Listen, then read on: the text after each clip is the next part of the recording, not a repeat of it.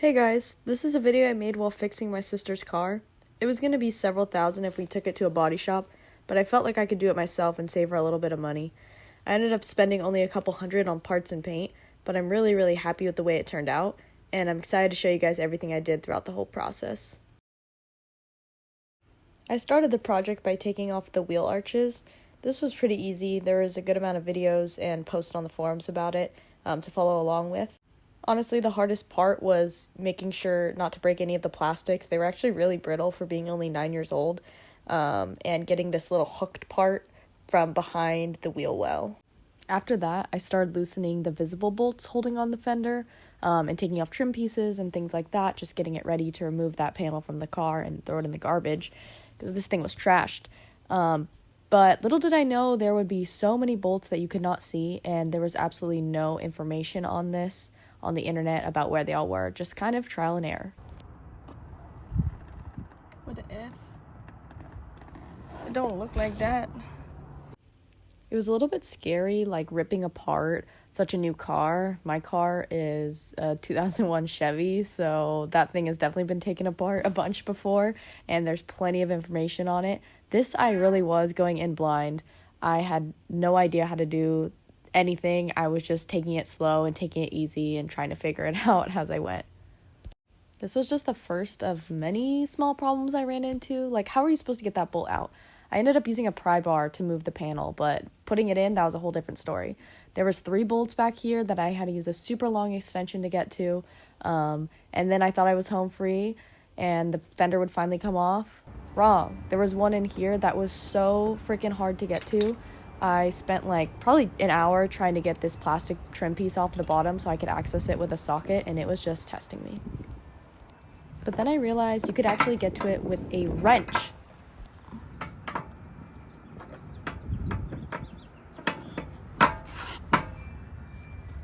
Are you fucking kidding me? Oh my... It was all going so well. Until I lost my wrench. Good.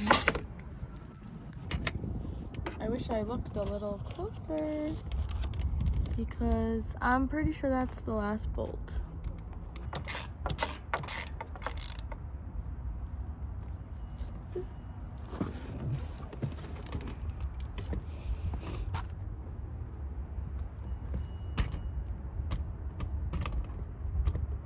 Oh my god, please go on.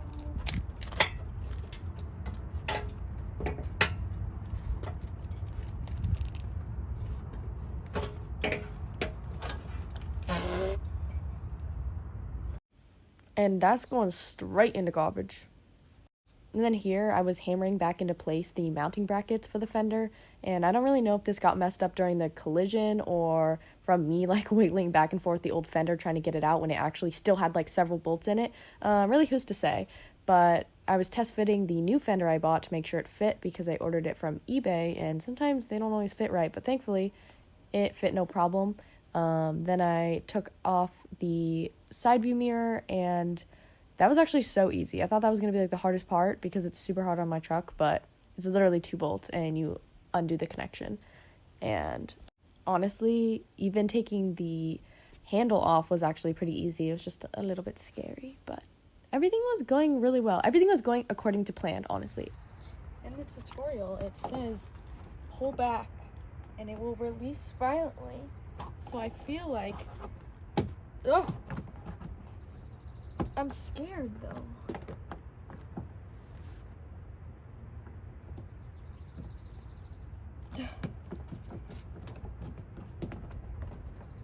It's hard. Is there something I need to press?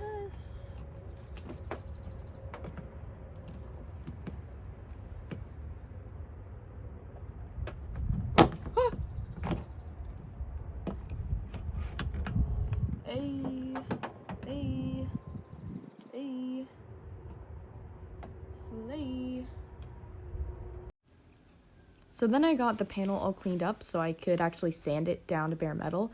And at first I started doing this by hand because I was scared of using my sander, because I was just scared of sanding on paint in general, especially on a car that's not mine. It was a little bit nerve-wracking. But once I started going, it wasn't too bad. Sanding by hand just took forever, and so I used my $14 on sale Harbor Freight sander, and it slayed super hard. It made things a lot faster. It actually made it a lot smoother, and I used it a lot during this project. It really helped. It's new toy time again. I already had this new toy. I got it for my car, but I didn't get a chance to use it yet because I'm working on this car. But I think I'm gonna I wasn't sure if I was gonna need to pull the body panel out a little bit. I think it's a little too deep in some areas for just Bondo, and I don't want that to crack, so I'm gonna use the stud welder, pull it out a little bit. And then we'll Bondo and then paint, and then I feel like it shouldn't be sparking at me.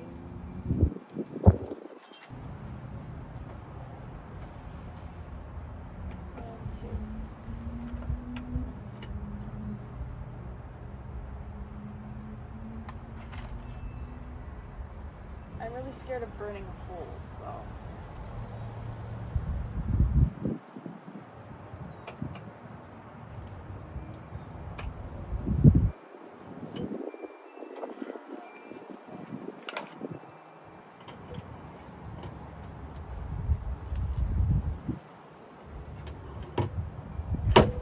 Oh my god, it's working. Wow, this pops out metal like so easy. So I pulled most of the dent out using the stud welder. I just didn't record any of it because it was actually really boring to watch. And I wanted to listen to podcasts in my AirPods. So I used my phone for that instead of recording. But then I mixed up some body filler for the dent to really smooth it out and kind of get that shape back. And this was actually my first time using body filler. I'd only used glazing putty before, and this was definitely a little bit different. So there's a bit of a learning curve here. It looks really crappy and really lumpy and really clumpy, and I was actually doing this when it was like 80 degrees, so it was like drying in a minute. So I was working fast, and even though it looks bad on camera, I stopped recording, and then it started looking better because I switched to a smaller spreader. After this, I was just adding layers of Bondo, sanding it down, adding layers of Bondo, sanding it down until I finally got a shape I was happy with that I felt like matched the panel, and it was smooth enough. Added a little layer of glazing putty to fill all the pinholes and make it really a smooth surface, and then prepped the panel for paint.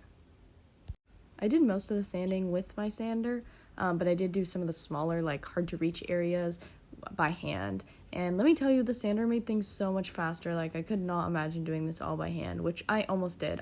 If I didn't buy the sander, I would have been doing this by hand, and it probably would have taken me like 5 times as long. So at this point, I was basically ready to paint. I was just masking off everything I didn't want to get paint on, and I even got a little tent to help prevent any dust particles from landing in the paint, made myself a little DIY paint booth outdoors, and I really thought that this was gonna help me so much because even though it was a little bit windy, I was on a time crunch. I was trying to finish this before my sister came back from vacation, and I did end up painting today when I should have waited until tomorrow. Actually, I should have waited for several days because it was windy for like several days after this, and you'll see why that's a problem. But anyways, here I am wiping down the whole panel with isopropyl alcohol and then with a tack cloth to really make sure there's absolutely nothing on the paint before I add a little bit of primer to the Bondo and the bare metal before I put the base coat. So here I'm just, going back and forth with some scratch filling primer to try to cover up any of the little imperfections that might be in the Bondo or from using sandpaper, just really make it looking nice and smooth and uniform. So after the primer dried, I started spraying the base coat, and I was using that in an aerosol can format. Ideally, I would have used a paint sprayer, but I don't have an air compressor. I don't know how to use a sprayer. I've never used one before. Figured it's not the greatest time to learn on somebody else's car, and also on a black car. I don't know very much about mixing paint, and it was just kind of another thing to learn when I already had a lot on my plate for this project. So even though it was going to be a lot more time and effort, wet sanding and polishing it to make it look good, I just went with the cans of paint anyway. I ended up doing 3 layers of base coat. I was actually going to do the clear coat right after this, but I was just tired, it was getting really dark. Even though I had lights, I couldn't see well enough that I was scared that while spraying the clear coat, I wouldn't be able to see like how much was actually coming out and it would run and cause problems. So I was just like, you know what, we're gonna try again in the morning. We're gonna let it dry and we'll just take it from there when we have the nice morning light. And you know what it showed me in the morning? Dust. So much dust. It was so windy last night. It freaking got all this dust embedded in the paint. The flakes from the plastic that I had covering the car was flaking off and landed in the paint and dried in the paint. And it was the most horrible thing. I tried everything to get the paint clear again. And when I say I tried everything, I literally tried everything. And the only thing that got it off was sanding. So I ended up repainting the whole panel again. And I actually redid some of the bodywork because I just wasn't happy with it. And while I had the time again to redo all the paint, my sister was borrowing my mom's car for, a couple weeks while this was happening. I just was like, let me make it perfect, and redid the bodywork and moved everything around in the garage so I could have a real paint booth and repainted everything again. Now, I didn't record any of me painting the second time in the garage. It looked exactly the same, except I was in the garage. And I also painted the fender off camera too. But here's the final result.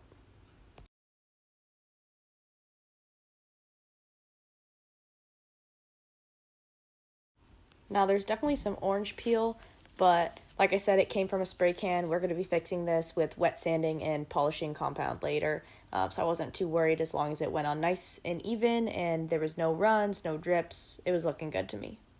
Then I just did a bunch of wet sanding, and I did this all by hand. I did starting with 1,000 grit, 1,500 grit, 2,000 grit, 3,000 grit, and 5,000 grit all by hand on the fender and the door.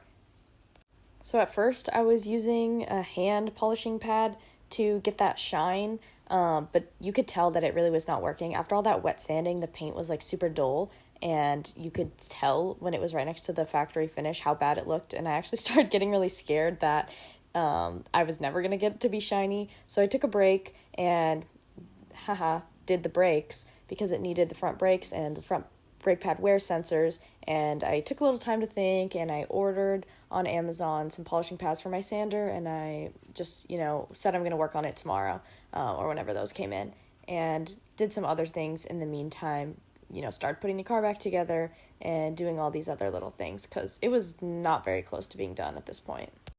Once I did the first round of compound with the polishing pad and I could see a little bit of gloss coming out of the clear coat, I could finally see like the light at the end of the tunnel. I was like, oh my god, it's actually going to be okay. Like, looking at this video, like, you can't even see the damage. Like, it actually looks so much better. Not only did the bodywork work out, but I finally was able to see like my reflection in the paint, and I was so excited to be like almost done with this project. Like, you can literally see the different amounts of reflection based on how much I polished, like the factory finish to the mostly polished area to the barely polished area, and it just made me feel so happy to see like the results finally. When I realized I wasn't recording, do you see that? It's a reflection. It's not perfect, but it's a lot better. So once I got the paint looking good, I started putting back the car back together for real. Had to take a brief intermission because a hummingbird got stuck in the garage for like 2 hours, but I did get him out, so don't worry about that. He's all good now. You need to get out.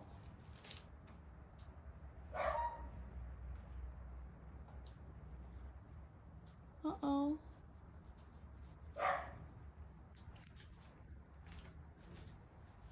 Literally, look how cute he is.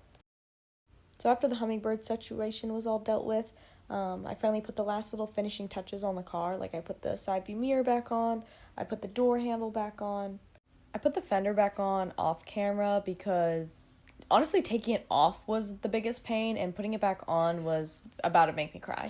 I put the last little trim pieces back on. I really just got the car like back together and honestly like ready to go. Then once it was all back together, all I did was wash it because it got super dusty from all the sanding. It was covered in dust and super dirty.